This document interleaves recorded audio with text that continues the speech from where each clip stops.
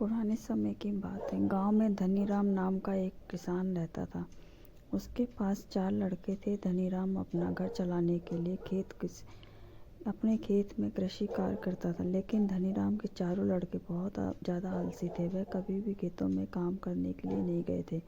वह सारा दिन अपना सारा गांव में इधर उधर बैठ कर बिताया करते।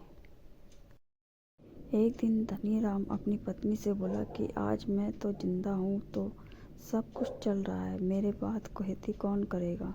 हमारे बच्चों ने तो आज तक खेतों में कदम तक नहीं रखा। ले धनीराम पत्नी ने इस पर कहा, कोई बात नहीं, धीरे धीरे ये काम करने लगेंगे।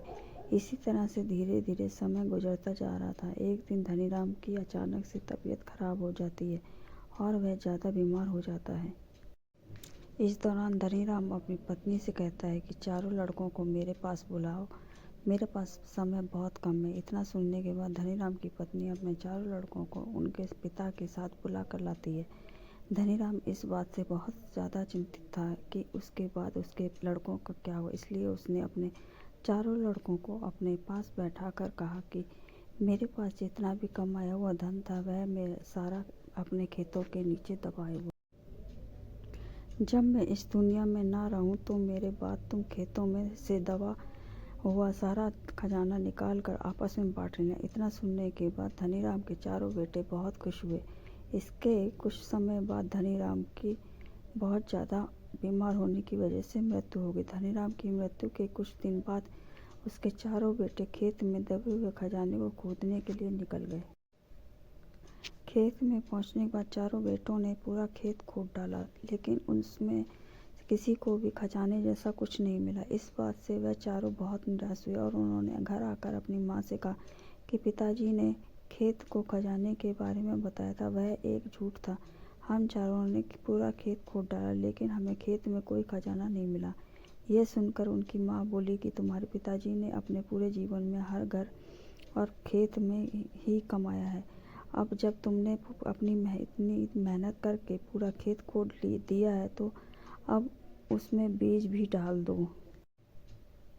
इसके बाद चारों बेटों ने खेत में बीज बोए और अपनी माँ के कहे गए अनुसार खेत में समय पर पानी और खाद डालने लगे। समय बीतता गया और कुछ समय बाद खेत में फसल तैयार हो गई। फसल काटने के बाद चारों बेटों ने फसल को बाजार में बेचा और उससे जो भी पैसे मिले उससे उन्हें बहुत खुशी मिली। इसके बाद जब चारों बेटे घर गए तो माँ ने कहा कि बेटा, तुम्हारे पिताजी तुम्हें यही समझाना चाहते हैं कि जो हम मेहनत करते हैं उसके बदले में ही हमें खजाना मिलता है। जीवन में सफल होना है तो हमें मेहनत करनी चाहिए। अगर कोई भी व्यक्ति ज़्यादा आलस करता है तो वह अपने जीवन का कीमती समय बर्बाद कर रहा होता है। आपको हमेशा अपने जीवन में सही दिशा में मेहनत करनी चाहिए। आप सबको ये कहानी कैसी लगी कृपया कमेंट करके बताइए, और ऐसी ही कहानियाँ सुनने के लिए मेरे चैनल को लाइक करें, शेयर करें, सब्सक्राइब करें और कमेंट बॉक्स में बताएं कि ये कहानी कैसे लगी। आप सभी का एक बार फिर से धन्यवाद मेरी कहानियाँ सुनने के लिए।